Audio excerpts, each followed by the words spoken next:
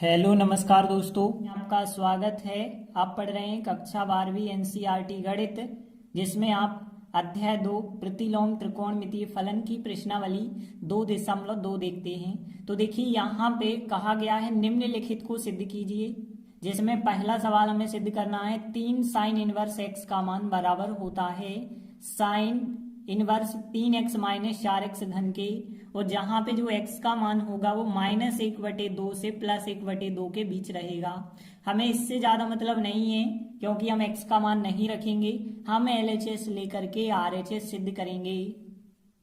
तो यहाँ पे पहले जो है LHS लेने से पहले आप एक नियम यहाँ पे समझ लें।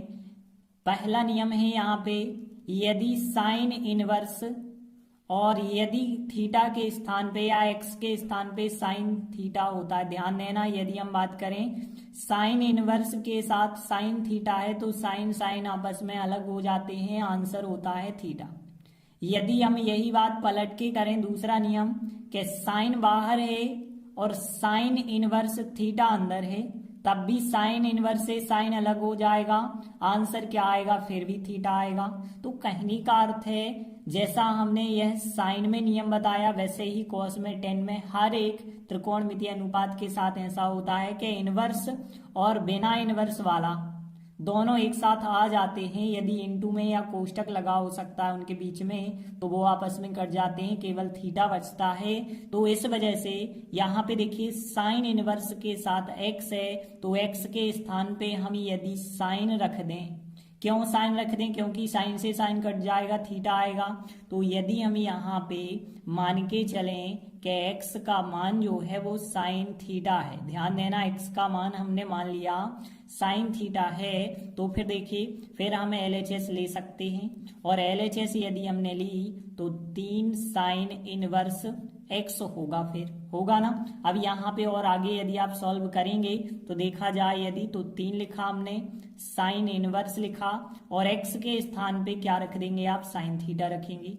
और यदि आप देखें यहाँ पे तो साइन से साइन कट जाएगा, 3 बचा होगा, और साइन से साइन कटा होगा तो थीटा बचा होगा। तो यहाँ पे 3 थीटा LHS का मान हो जाता है। अब हम RHS का मान निकालते हैं। RHS का भी इतना ही आना चाहिए, क्योंकि हमें LHS RHS बराबर सिद्ध करने हैं। तो RHS है साइन इनवर्स, और यहाँ पे 3x माइनस 4x घन है, तो यहाँ पे भी हमें x का मान क्या रखना होगा, साइन थीटा रखेंगे x का मान। तो देखिए जब साइन थीटा रखेंगे तो साइन इनवर्स, और यहाँ पे देखिए 3 साइन थीटा माइनस 4 साइन, और फिर यहाँ पे घन लगा देना है, और थीटा क्योंकि यहाँ पे भी घन लगा हुआ था। तो अब यहाँ पे देखिए x के स्थान पे हमने साइन थीटा रख दिया है। अब देख सकते हैं 3 साइन थीटा माइनस 4 साइन घन थीटा, एक पिछली क्लास में आप लोगों ने फार्मूला पढ़ा होगा। यह जो फार्मूला होता है साइन 3 थीटा का होता है, तो यहाँ पे जो साइन 3 थीटा का फार्मूला होता है वही फार्मूला हम यहाँ पे उपयोग करेंगे। तो साइन इनवर्स और ये पूरा का पूरा जो फार्मूला हो गया साइन 3 थीटा का हो गया, तो यहाँ पे आप लिख सकते हैं साइन 3 थीटा लिख सकते हैं। अब देखिए यहाँ साइन और साइन इनवर्स यदि आप अलग कर देते हैं तो आपके पास क्या बचता है, 3 थीटा बचता है। अब यहाँ LHS का मान भी आया था 3 थीटा, और RHS का मान भी आया 3 थीटा, तो आप लिख सकते हैं कि आता है LHS बराबर RHS। यही हमारा सवाल जो है सिद्ध हो जाता है। देखिए दूसरा सवाल है बिल्कुल इसी प्रकार का, बस साइन के स्थान पे कॉस आ गया है। तो देखिए यहाँ भी 3 कॉस इनवर्स x दिया गया है, तो x के स्थान पे आप क्या मान के चलेंगे, कॉस मान के चलेंगे। तो यहाँ पे हमने लिखा, मान के चल रहे हैं हम x बराबर, यहाँ पे हमने मान लिया है कॉस थीटा। यदि मान लिया है तब फिर LHS लेते हैं, और LHS लेंगे यदि तो देखिए 3 कॉस इनवर्स x जो है, अब यहाँ पे हम क्या करेंगे, 3 कॉस इनवर्स x के स्थान पे कॉस थीटा रखेंगे। तो यहाँ कोष्टक बना के रखना कॉस थीटा। अब देखिए कॉस से कॉस तो आपस में कट जाते हैं, क्योंकि हमने नियम बताया था। तो यहाँ पे बचेगा 3, और कॉस से कॉस कट गए तो यहाँ पे बचा होगा फिर थीटा। तो 3 थीटा आपके LHS का मान आ गया है। अभी यदि आप RHS लेते हैं तो RHS में देखिए क्या था आपके पास, कॉस इनवर्स, और यहाँ पे 4x घन माइनस 3x था, और यहाँ पे भी आपको क्या करना है, x के स्थान पे आपने cos थीटा माना है, तो यहाँ cos इनवर्स, और यहाँ पे देखिए x के स्थान पे रखेंगे आप cos, लेकिन यहाँ घन लगा है तो 4 cos घन, और थीटा साथ में तो लिख ही रहे हैं आप। 3x के स्थान पे क्या रखेंगे, फिर cos थीटा रखेंगे। देखिए अब यहाँ जैसा हमने sin 3 थीटा का फार्मूला देखा था, वैसे ही यहाँ पे जी cos में जो फार्मूला यहाँ बन चुका है कि 4 cos घन थीटा माइनस 3 cos थीटा, ये होता है cos 3 थीटा का फार्मूला। तो यहाँ पे आप इसकी जगह क्या लिख सकते हैं, cos 3 थीटा लिख सकते हैं। तो यहाँ पे हमने cos इनवर्स, और ये जो पूरा फार्मूला था ये बन गया है cos 3 थीटा का बन गया है, तो cos 3 थीटा लिखा। cos इनवर्स से cos यदि आप काट देते हैं तो आपको 3 थीटा प्राप्त हो जाता है। LHS का आंसर भी 3 थीटा, RHS का आंसर भी 3 थीटा आया था। अतः हम कह सकते हैं कि LHS बराबर RHS, और यही जो है हमारा सवाल जो है सिद्ध हो जाता है। तो इस प्रकार से दोनों सवाल बिल्कुल एक से सवाल थे।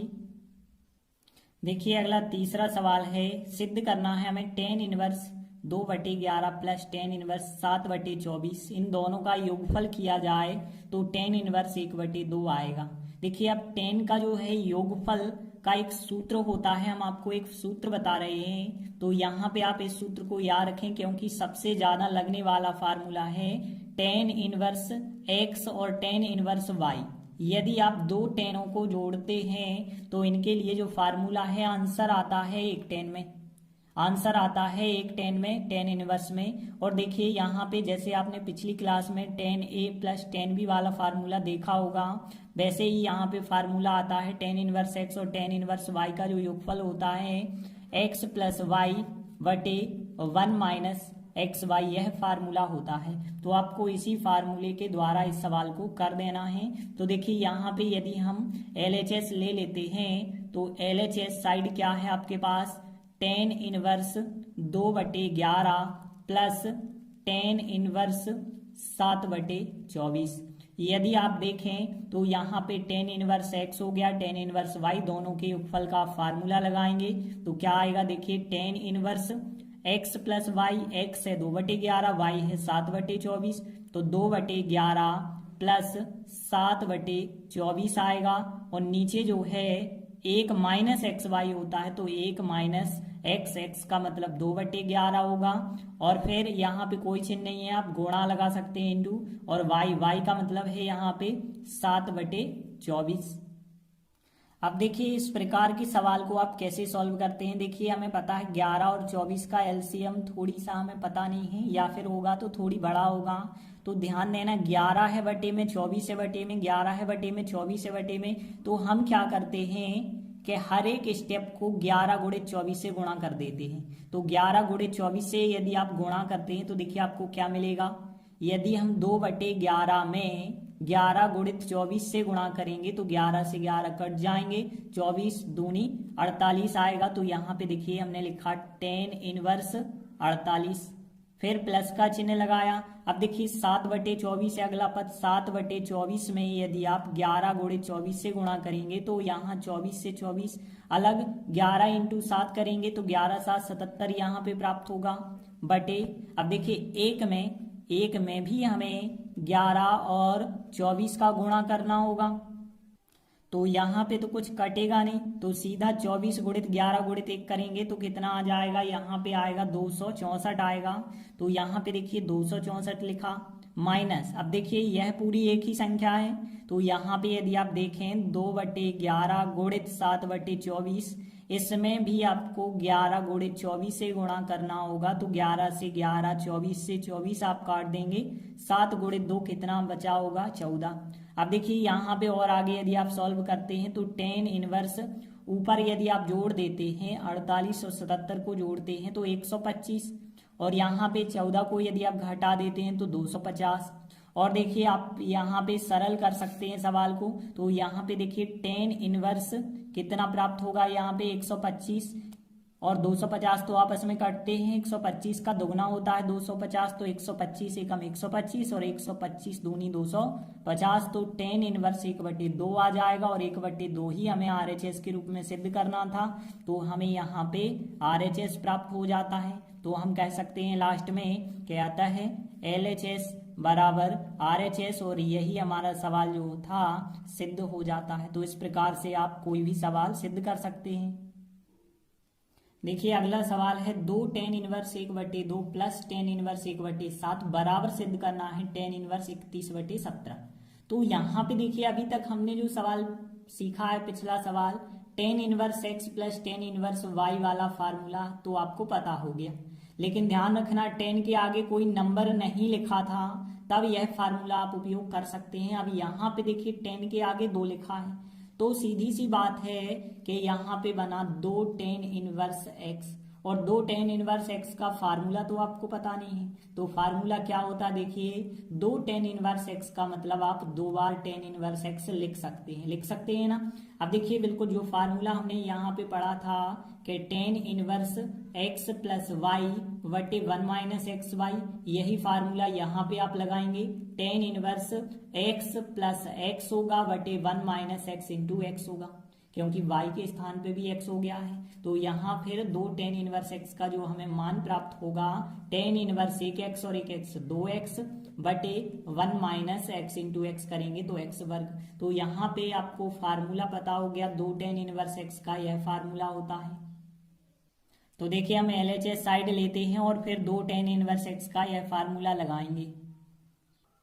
तो देखिए हमने LHS साइड ली और फिर 2 tan इनवर्स x का यह फार्मूला लगाएंगे, तो देखिए क्या प्राप्त होगा हमें, tan इनवर्स 2x, तो यहाँ पे 2 लिखेंगे और x का मतलब कितना था 1/2, तो 2 इंटू 1/2 आएगा, और नीचे 1 माइनस एक्स वर्ग, तो 1 माइनस 1/2 का वर्ग आएगा, इस प्रकार से आ जाएगा।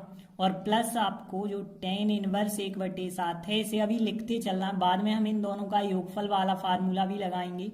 तो देखिए और आगे यदि आप करेंगे तो tan इनवर्स, यहाँ 2 और 2 तो आपस में कट रहे हैं, तो यहाँ पे केवल बचा होगा 1, नीचे यदि आप देखें तो 1 माइनस, यहाँ पे देखिए 1 का वर्ग 1 होगा और 2 का वर्ग 4, और प्लस जो है tan इनवर्स 1/7 आपको लिखते चलना है। अब यहाँ पे ध्यान देना tan इनवर्स, देखिए इसे आप सॉल्व करते हैं तो नीचे देखें यदि तो 1 में से 1/4 घटाना है, तो यहाँ पे देखिए 4 एकम 4 में से 1 घटाएंगे तो 3/4 नीचे आपको प्राप्त होगा, 1/3/4, लेकिन 3/4 जब ऊपर जाएगा तो देखिए यहाँ आपको इस प्रकार से प्राप्त होगा tan इनवर्स 1, और यहाँ पे 4 एकम 4 में से 1 घटाएंगे तो 3/4, और आपको पता है कोई भी संख्या यदि ऊपर जाती है तो वो पलट जाएगी, तो tan इनवर्स 1 गुणित यहाँ पे जो 3/4 है वो 4/3 बन जाएगी, तो यहाँ tan इनवर्स 4/3 प्राप्त होगा, प्लस tan इनवर्स